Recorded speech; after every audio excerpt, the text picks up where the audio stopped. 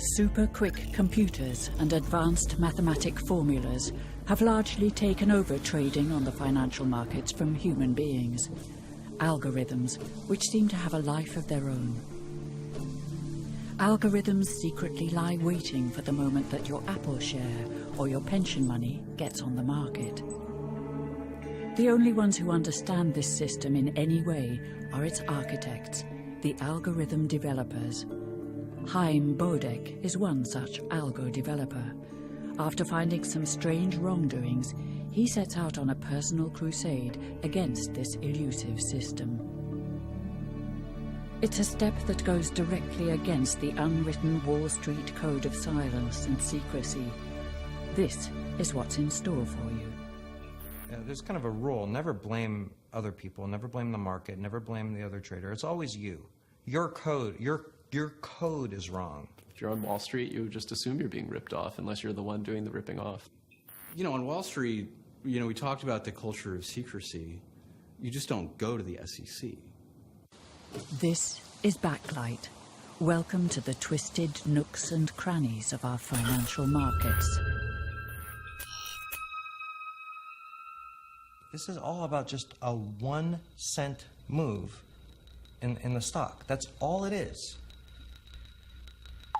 How a single tick, you know, how a price changes, that's when the game is played. And when that one tick happens, the world is divided into winners and losers.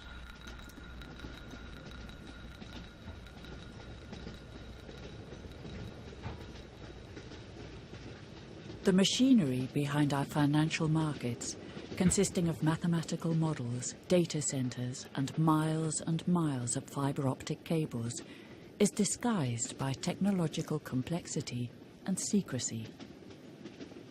The builders of this financial system are a new breed of Wall Street employees, quants, mathematicians and physicists who are responsible for a technological revolution. Chaim Bodek is a quant. He specialized in artificial intelligence and worked for Hull Trading and Goldman Sachs. He knows the system from the inside. He helped build it. One day I got a call that said, hey, you've got to get in touch with this individual. His name is Chaim Bodek. He's got some revolutionary information about high-frequency trading, which is one of the subjects that we cover at the Battle of the Quants. And I said, sure, I'll give him a call and see what's going on. Having Chaim Bodek speak was like opening Pandora's box. And he machine-gunned his way through these series of slides with information that, frankly, I heard back from people in the audience that said they were astounded. Nobody ever talked about order types until Chaim came around. I mean, it wasn't even part of the conversation. And when I, heard what Chaim was talking about, he's looking at order types that, if used properly, guarantee a profit. There were definitely people in the audience that were aware of this and cowering in their seats saying, who is this guy and why would he allow this information to be out and potentially ruin our fantastic, opportunity for generating revenue in the marketplace. There were actually quite a lot of Russians, and one guy came up to me and he says, I know what you're doing. And I'm behind you, and if you need anybody and you need any help, I've got some friends. And I'm like, am I at a quant conference? And these are just other people's reactions, right? I'm thinking to myself, look, it's a bunch of geeks who did this. I'm not going, I don't think I'm going against like the mob or something like that. In 2011, Bodek's own high-frequency trading company, Trading Machines, went under. According to Bodek, the reason was a wrong order type, or the way in which he told the exchange to execute his order. Well, this isn't the setup I used to have, I'll tell you that much. But, it'll do.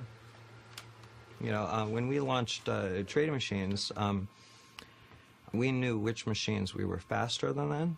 We knew specifically which firms we were faster than, and specifically which firms were faster than us, because we traded against these firms. So you were as fast as the others that were fast? No, we were faster.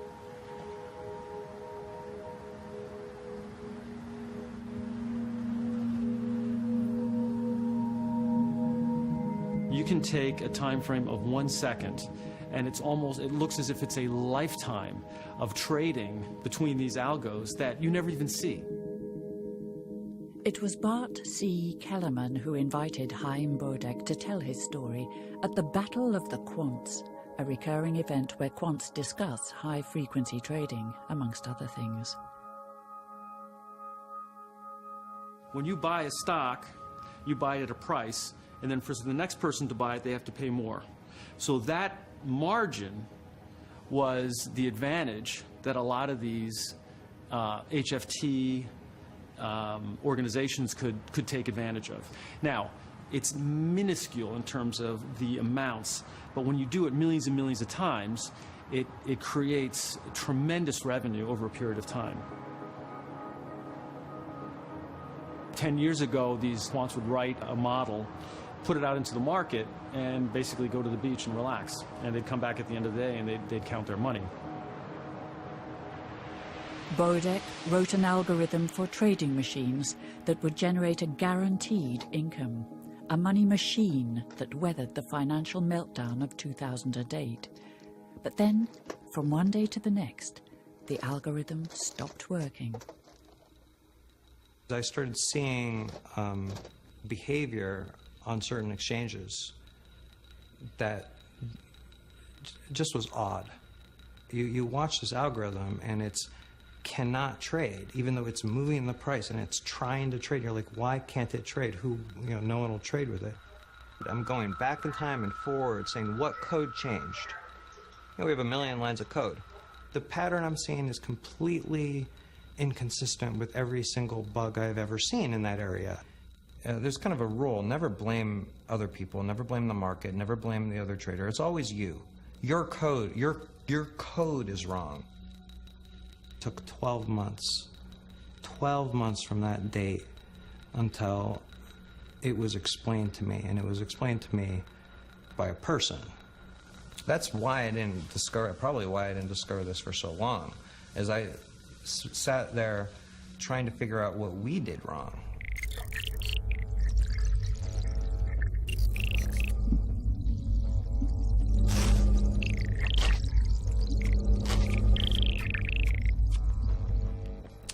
Went to a holiday event hosted by that exchange, and I say, I'm sorry, I have a bug. So to who were you talking to a business development guy whose job is to encourage volume growth at the exchange. That's his entire job. He explained to me that my order was being systematically disadvantaged because I was using the wrong order type. So I'm not going to actually blame stock market asymmetry for what finally killed us, but I will say it did waste 1 year of my life chasing something that I could have learned over drinks. What was your first reaction? I was humiliated. I was, how could I not know this? Bodek thought he understood the plumbing of our automated financial markets, but foundered on the social codes within the high-frequency trading world. Certain traders had found a way to have their orders jump the queue. Bodek started his career with a company that pioneered automated trading. In Chicago, at Hull Trading. We had a very strict process by which we qualified people to work for us. So it was pretty tough to get a job at Hull Trading. Blair Hull is a trading legend. A mathematics genius, Hull made his first fortune at the blackjack tables in Las Vegas. With that money, he founded Hull Trading. With his quants, he was at the forefront of the automation of financial markets. In 1977, when I first went down to the Pacific Stock Exchange, I realized that all the paper that was on the floor did not need to exist. And I figured a good programmer could automate this whole process within a year or two. My vision for the direction of where things were going was right on. My timing was off by about 30 years. Nobody who joined Whole Trading was looking for that Wall Street job. They were joining because they wanted to be surrounded by really intelligent people and, you know, working on amazing problems. And that it was not seen as a Wall Street job. I mean, it would never have applied to an investment bank. It would never even have entered crossed my mind, right? I'm more of like the Google world, not the Goldman Sachs world, even though did okay there.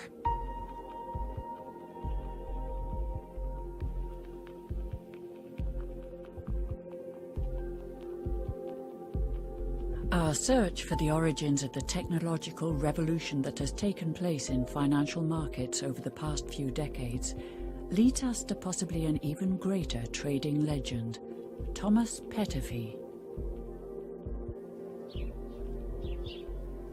We have everything here. We have the American flag and nature and so from 50 minutes from New York on a good day, it's good. At age 21, Pettefi fled communist Hungary. He was one of the first to see the enormous possibilities of automated trading. With his company, Interactive Brokers, his net worth is an estimated $6 billion. He receives us in his office. I have the first handheld iPad type of computer that I made up in 1983.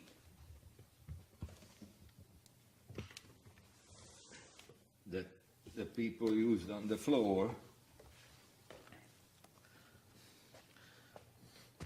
So this was connected to a battery, and here you could display options, you know, various strikes and expiration dates. And here were the bids and here were the offers, and that way our people on the floor could see what our market was. And via these touch-sensitive It is a touchscreen. points, it's a touchscreen, yeah. And we're talking what year? 1983. And what were other people? Other people, well, other people used their minds. So did you patented this? No, I don't believe in patents. I believe that patents make other people disincentivized in coming up with new things. So other people were sort of copying you? Sure, other people always copied me, but that's okay. That moves the world forward.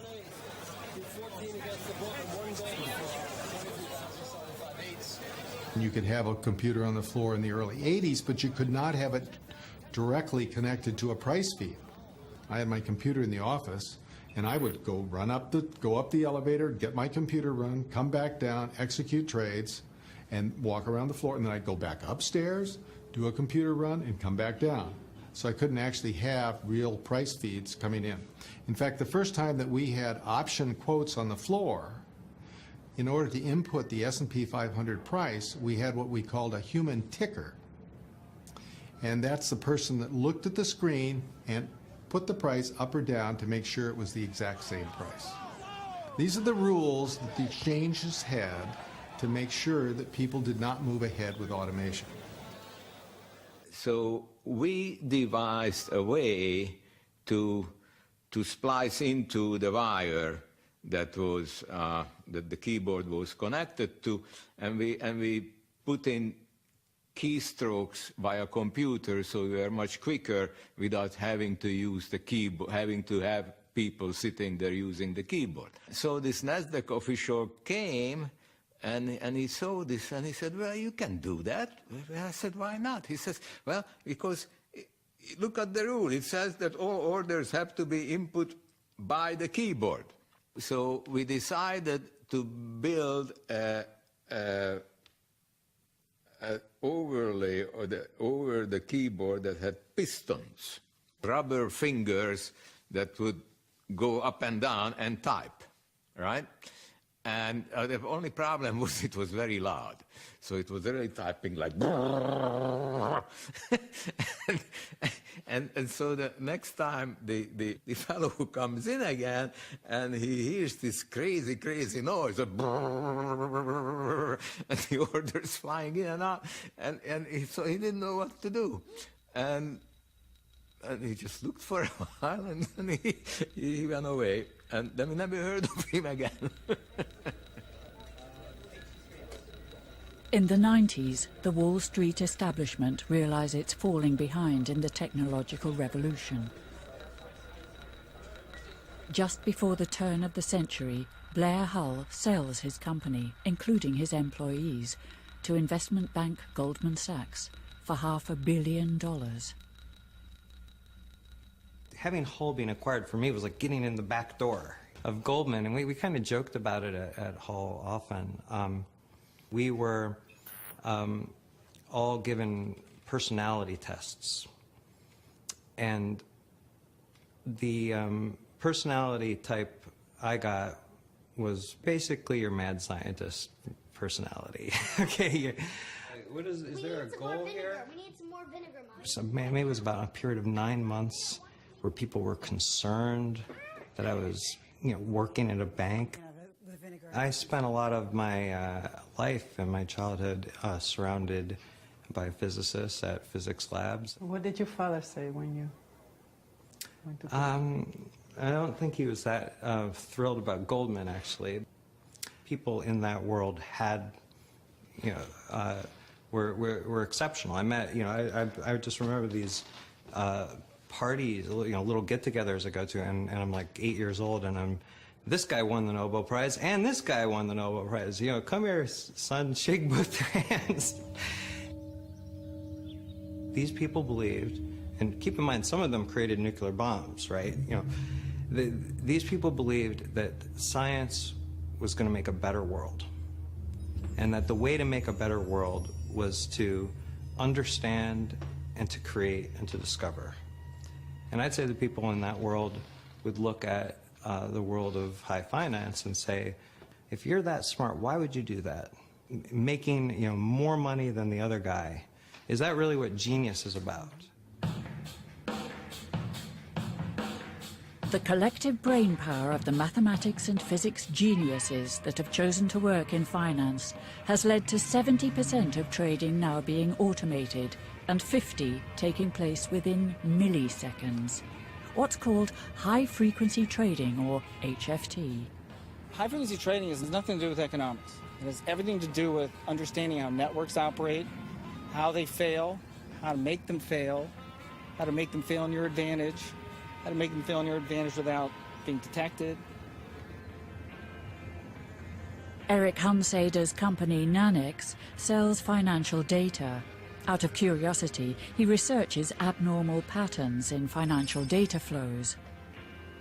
He knows what's going on in the financial markets to within a millisecond. So, Eric, where are you taking us? I'm taking you to the CME facility in Aurora, Illinois. But the CME is downtown Chicago. Downtown Chicago as much as the NYSE is downtown New York. Right, so it's really all about the data centers. It's where the machines are. I believe that building up here on the left is the CME's data. Yes, it is. It looks huge. It is huge. This is where billions of dollars is transacted every day in the futures markets. When you send orders to buy and sell, this is where it ends up. But what are these poles, these huge antennas? This is how they get it to New York fast. So if you were to go climb that tower, and I wouldn't advise it, but if you were and you looked straight down where that dish was pointing, and you had a telescope, you would be able to spot the next one. But I thought that they Right here used at Hertz. glass fiber to do so. Glass fiber cable. This is more direct. So speed of light is all about distance, and actually light travels a little bit faster in the air than it does in fiber.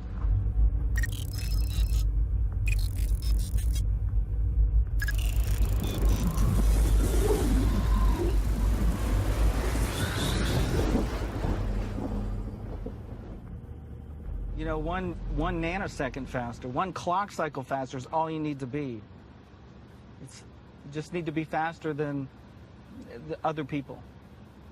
There's probably a big thorn in their side, this relay station here. There's a number of things that can cause loss of signal, like the Fresnel effect, or the atmospheric conditions can change, or some child's balloon could go up at the wrong time. Bodek's company, Trading Machines, also made money with its ultra-fast trading.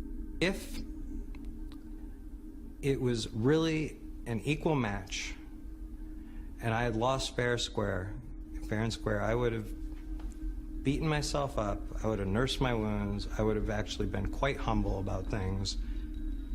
I knew through my own self-criticism what I had screwed up and what I hadn't. Haim Bodek's HFT company, Trading Machines, closes down for good in January 2011. I'd heard of Trading Machines, but I didn't know anything about Haim, so I thought, okay, you know, I might as well meet him. So we set up a meeting soon after. This was a few months after Trading Machines had basically shut down. It was no coincidence that Bodek started talking to Scott Patterson, a journalist for the Wall Street Journal. Patterson has followed high-frequency trading closely for years. Without knowing about each other, Bodek and Patterson had both been looking into the conflict of interest between the HFT industry and the exchanges for some time.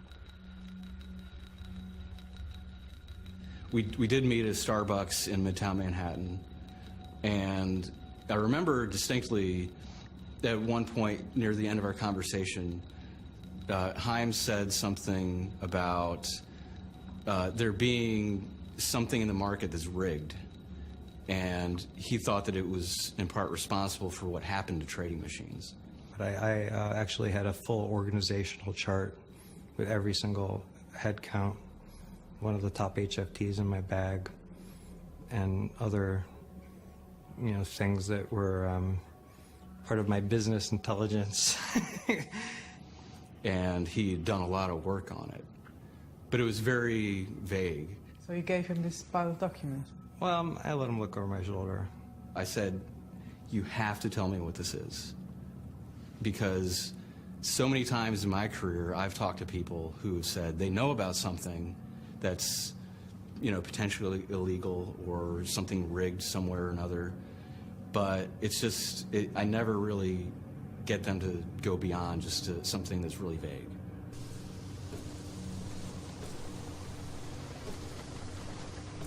And I remember the first real interview that I had with him at his house, and we sat down, I think it was around 10:30 in the morning, and proceeded to talk for 7 hours straight and didn't eat anything. I think I had a glass of water, and you know, I just sat back and listened to Haim and took notes for so long that my computer ran out of power, and I had to start taking notes by hand because it all came out. I'm going to try to explain metaphorically it's really a circus, so I'm going to make it a little bit of a comedy here about what happens, but sadly this is pretty much the case. We're going to have a concert hall. Let's say it's Metallica. I mean, I like metal music, so Metallica playing at this concert hall. The ticket counter opens at 6 p.m., so I'm gonna go and stand in line. But after a while, other people come in after me, and I'm no longer at the end of the line. There are these scalpers. Well, they're in line with me also, okay? I can see them because they're all wearing the same t-shirt. They also have a very, very close relationship with the exchange, you know, with the venue. And what is that relationship? Maybe one of them brings a significant amount, you know, of volume to this. And what does that mean? He buys a lot of tickets. of course he sells those tickets to customers here, but one guy brings a lot of volume. Another guy, one of these scalpers, actually owns 10% of the venue. Okay? A third guy, he doesn't have a lot of volume. He's not big on this venue, but he's big on another venue, and he's got a board seat on this in this venue. So there's a very, very close relationship between these scalpers and the venue. Scalping Metallica tickets. When the ticket counter opens, I'm going to equate that to the moment when in the stock market a price can change. And 6 p.m. on the dot, this is what I'm going to witness. Every single one of these guys is literally going to immediately, in 1 picosecond, they teleport, okay? They are all here ahead of me. How did that happen? I asked some of the other people, and they say, oh, they're really fast. I'm like, no, they teleport. That guy was behind me. How does he get ahead of me? There really isn't any difference between an order type and being the guy who wears the t-shirt. You just put a little code on your order and you just say, hey, don't treat me badly, please.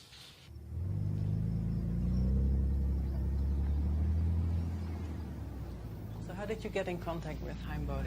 I met him at Blair Hall's house. He invited me over to have dinner, and that's when I first met him. So what do you think of him as a person? He's great. He understands code, and so we were talking shop within 5 minutes. When he told you his story, was it something that you also already had noticed in the data feeds that you were getting in? No. There's no way. We don't know who executes on a quote unless we don't know who's behind each one. Whereas he would know who's behind his, for example. And he knows on what exchanges. He would see well, I should have been the one in the first. I should have been the next one to be filled, but he wasn't. And there's no way to see that.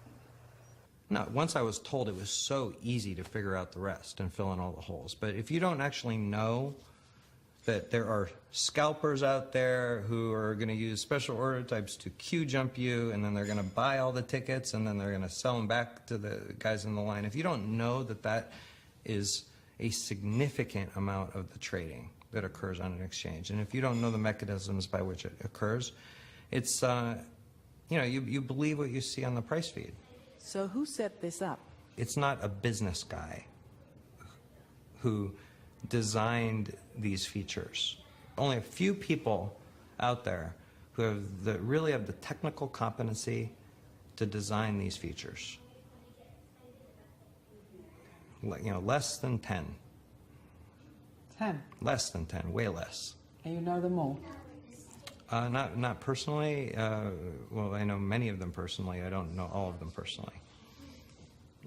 I'm very familiar with their work. What were the algorithms that you were building at Citadel, and what was their function? I can't get into that. I'm terrified of Citadel lawyers. So. Dave Lauer was a trader and analyst at top HFT firms Alston and Citadel. He was asked to testify as an expert at a Senate committee hearing about high-frequency trading. Like Bodek, he is one of the few insiders who has come forward with his experiences. So at the top you have high-frequency trading and proprietary trading desks in the big banks. That's the main. That's the party that everyone else is trying to serve or be a part of. Underneath them you have the exchanges, and the exchanges' entire business model now revolves around volume. So the exchanges work hard to court HFT to attract them to their venues and therefore to attract the volume. And the brokers are the ones routing orders to the exchanges, and they're making money off commissions from their buy-siders. So at the bottom is the buy side. The buy side are the pension funds and the mutual funds. They're the investors. They're the ones who are actually there because they think that a company has good prospects or good fundamentals. And so the amount of money that's being made by all these layers, that is what it costs you to... Effectively, yeah, that's the cost to trade. When a mutual fund or a pension fund is putting a large order in the market, how is that order being called in jargon among traders? Oh, it's the dumb money. It's the low-hanging fruit. It's that's dinner. It's the bread and butter. It's all these algos do is try to detect when that's happening. It's all about figuring out when the institution is buying and selling. They're just waiting for my pension money to hit the... Yeah, and they're just gonna skim a little bit off the top. Death by 1,000 cuts. You'll just get picked apart as that order travels through the system. You want to be on the other side of that trade. That's where you're going to make money.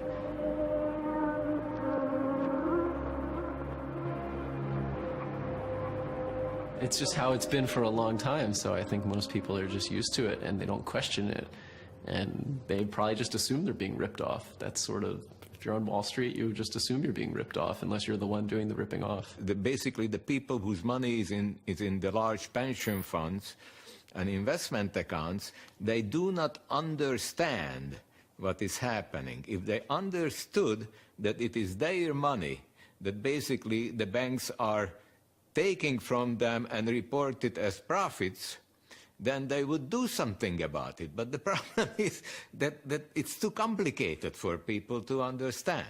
It was kind of a comedy for me when the order type issue erupted, and it was clear how many people did not know that these exchanges offered specialized order type. You're talking about like probably 90% of finance doesn't know how the U.S. stock market works.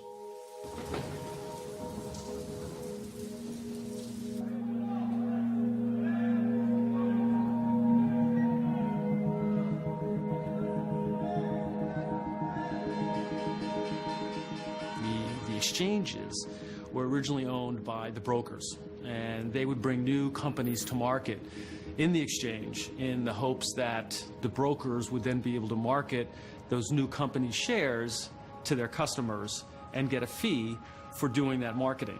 And those companies would grow, and they'd be successful, and everybody would be happy.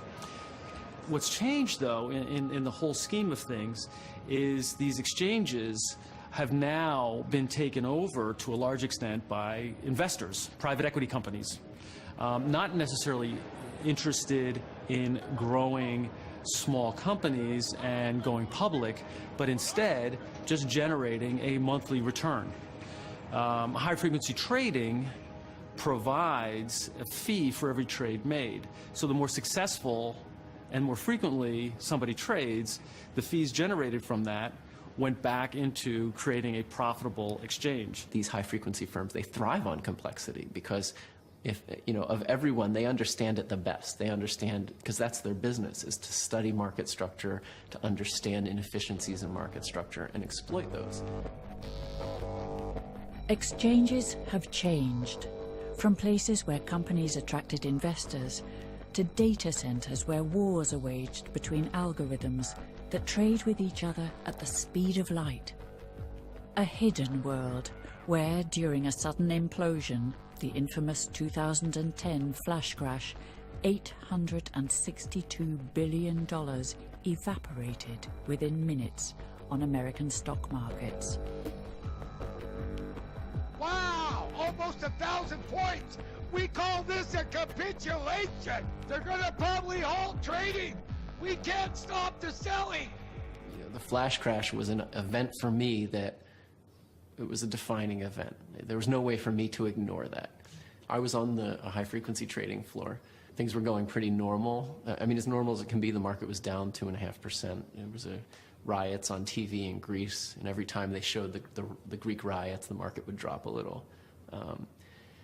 And I remember looking up, and just like every trading floor, CNBC is on, and I saw that the Dow Jones had dropped another 100 points. I said, okay, whatever, kept working. A minute later, I look up, and it had dropped another 100 points. I got up off my desk, and I walk over to the futures traders, and they're just scrambling all over the place. They don't know what's going on. They had huge amounts of orders in the market. Everything's going crazy. Market started dropping another 100 points, and the CEO of the firm comes running out onto the floor, and he's just screaming, pull everything, pull everything. So they're just hitting buttons, turning everything off. And so we're all sort of huddled around these two screens. And the one screen is we're looking at the book. So it's the futures market. You have a set of people that are willing to buy and a set of people that are willing to sell. This is the market. And as we're watching the screen, the orders, they start drifting, like orders are being canceled. And then they start drifting more. And then they start to go off the screen. And then they were gone. There was nothing. There was no market. For moments, for seconds, there was no market. And we're all just sitting there, and you're staring into oblivion. You're like, you have no idea what is about to happen. I was thinking that something terrible has just happened. Something indescribably horrible just happened. The market was gone. I picked up my phone and called my trading desk, and I said, what's going on, the guys? And they said, well, we don't know. So I said, what are you doing? Are you widening out your markets? And they said, yes, yes, yes. I said, okay, well, that's all we can do. And let's wait until it stops. Yeah. I mean, you get a nauseous feeling. You're worried. You don't know, is the world coming to an end or what's happening, right? Even 9/11 didn't have that kind of impact. So you just... Things started to return to normal, and the market recovered, and it bounced back, and everyone just kept going. And for me, I don't know, it just changed me. Looking back on that day, I lost faith in capitalism, or at least what we had built to be capitalism, and I didn't trust it anymore. I lost trust. My friend has a PhD in climate science from Harvard, who was working there. There was a PhD in bioinformatics sitting next to me, a semiconductor designer on the other side. Sitting behind me was a master's in math from MIT. And these people are taking their huge brain power and devoting it to making pennies in a high-frequency trading system. And I couldn't justify that anymore, because they should have been doing, they should have been curing cancer or global warming, and here they are, they're making a fortune. And were we making the markets a better place? Were we increasing efficiency or stability? I mean, that day showed me that we weren't.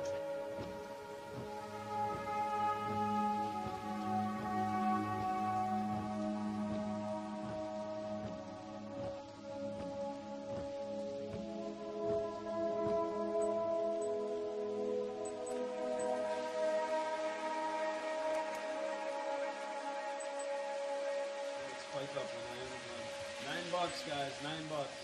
$1 to $9. $9.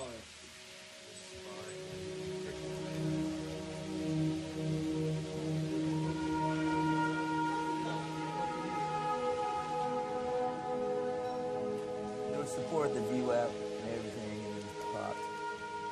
And it just went through its other speed lines. So this is bad. This is when you know. Go back up there, I think. Yeah, this is when you know you stopped for the day. Because this entire day we've done all this, right? And this algo has been pretty much max pain down $200. It's up, $471 right now. How many contracts? 37 contract size is kind of deep sauce, but I mean, It rebalances. No, I'm saying if it's down direction. yeah, she will. You're dealing with the puts, right? She will, but this option won't. Pure question, right? That's where it's trader guys make more money.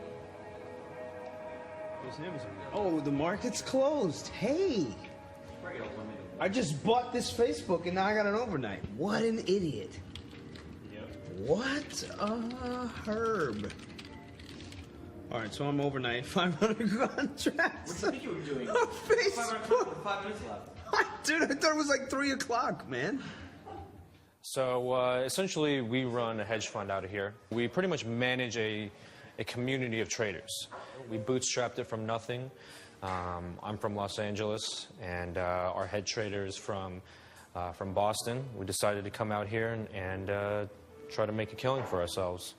This is Brian Weiner, He is a former head trader over at Trading Machines, which was pretty much run by this guy right here, Chaim Bodek, a.k.a. the Algo Arms Dealer. Okay, that's what we call him here. And he educates us on microstructure, and we use it to try to become better traders. What I do is I get a kick out of watching these guys beat up the machines, which they can do, which is fascinating to me given what I've seen in this business. Together with his friends, Peter Zhang rented a loft in downtown Manhattan to start a hedge fund. Recently, they started working with Chaim Bodek to develop an algorithm that simulates the gutsy behavior of a day trader. Charlie lives here, this was originally, I think it was supposed to be a study.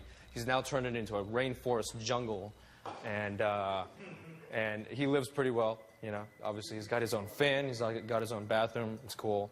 Anand, our main trader, he's got the most gigantic room ever. But this is the master bedroom, though, and obviously there's everything here. It's a really big room. He pays, obviously, the most rent here. So most of the time, like after trading and after being really worn out, we will just kind of crash on the couch, and it's just like, because we're always in each other's faces, you know, this is kind of like where we hang out. It's also where I sleep. This is my blanket right there. Yep. And we should probably clean it up a little bit. Where does Chaim sleep when he's here? When Chaim's here, he sleeps right there. And then it goes down. Yeah, it sucks. No, but I mean, that's the point. And I think... And you guys could be greedy about deltas. We actually reached out to him through Twitter, and we talked to him on the phone, and he seemed like a genius on the phone. And when he came in, the first time, we just said, you should just come over. You know, come see our operation. You're going to love it. Let's do some business, maybe. And so he comes over, and he walks in just like full speed in a suit that doesn't even fit him. And I'm like, Chaim, what's going on, man? And Anand has this list. He's got this list, like, questions to ask Chaim Bodek, you know? And I'm like, okay, well, we'll do that. And immediately we notice Chaim does this thing. It's called getting Chaimed. He goes on. And he's just the unleashing of the genius, pretty much.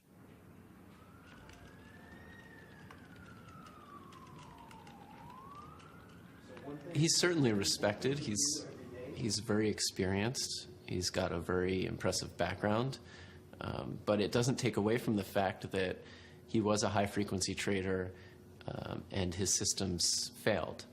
So I think that plays a large part in how he's seen by the industry. You would see things like he's not credible and this doesn't happen or this doesn't happen anymore, but never facts behind him.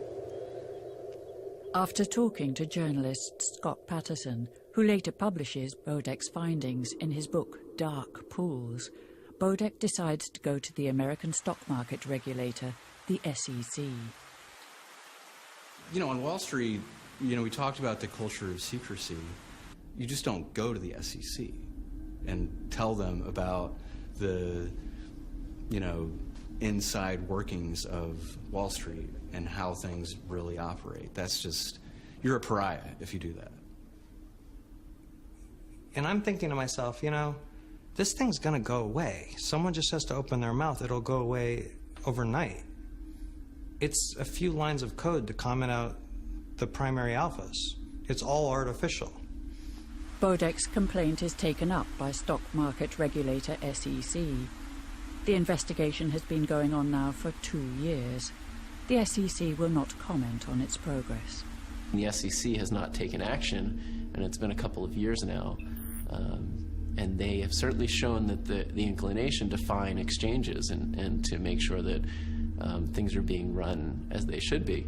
So either there's nothing going on, or it's so complex that it's taking them years. Well, there's no question that the sophistication of the trading firms far outpaces the sophistication of the SEC. I think that these are very smart people, and they can go to the SEC and they can explain why they want an order type, why it's helpful for the rest of the market, and sound very convincing, and leave out this other part about how it's going to allow them to, you know, rake up millions in profits every day and guarantee them, you know, provide guaranteed economics. I think the proprietary trading firms are using the rules to their advantage. And the fact that we created some rules that shouldn't have been created, and we created some order types that are now being looked at very seriously by the SEC. I don't think you can criticize the high-frequency trading firms who have only played by the rules. Can we really expect the financial regulators to keep pace with the latest technological developments? The flash crash was followed by numerous other computer-driven technical glitches, like the computer problems during the Facebook IPO. The Twitter crash, when people thought the White House had been bombed, or the time Goldman Sachs may have lost as much as $100 million in 17 minutes' time due to a faulty algorithm. In a world that is enveloped in silence and secrecy, no one seems to comprehend what's going on, let alone control it. The markets and the interplay in the industry between all these firms with all these very complicated and complex technology systems and how they interact makes the entire system of exchanges, high frequency, brokers, and the interaction between the technology, it makes it a complex system. And so, for example, the flash crash is the perfect example. There is no cause and effect that you can point to. What caused the flash crash is a nonsense question. It makes no sense in the context of a complex system. And if you were to replay the same sequence of events identically, there's no guarantee that it would cause a flash crash again. That's the nature of complex systems.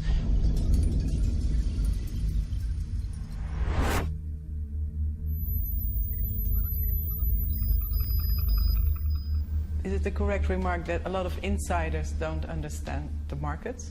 I don't think anyone understands what's going on. I think that's another quality of complex systems. They're kind of beyond human comprehension to a large degree, because you don't know, you understand very well what your algorithms are doing and what your technology is doing. But once that starts interacting with all of the other systems out there, it's very hard to know what's going to result from that.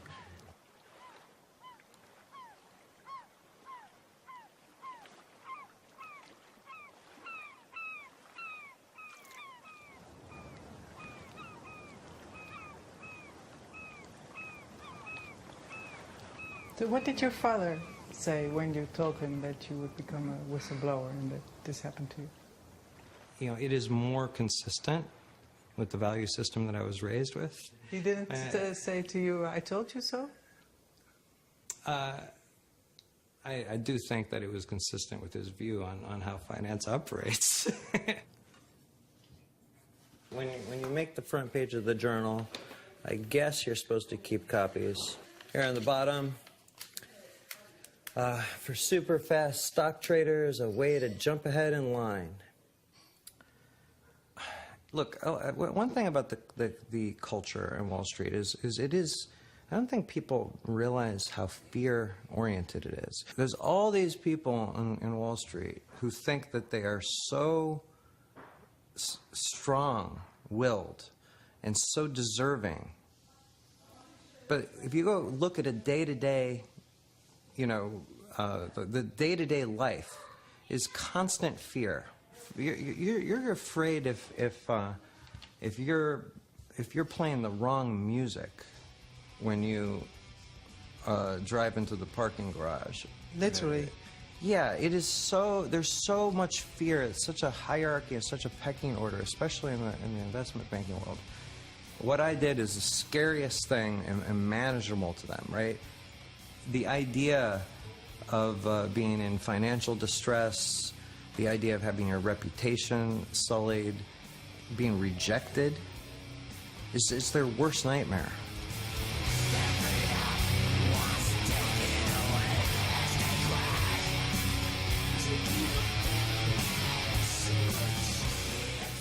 Today's high is going to break yesterday's high. Tomorrow's probably going to come off. Isn't there like always a rule of thumb? Don't short on the first down day or something like that? The only rule is don't be short on Tuesday. That's yeah. This little broker guy that I walk with dog, he told me that. The difficulty has not really been being vindicated. I mean, that's actually happened for the last 6 months. The difficulty is what next? Where do I go from there?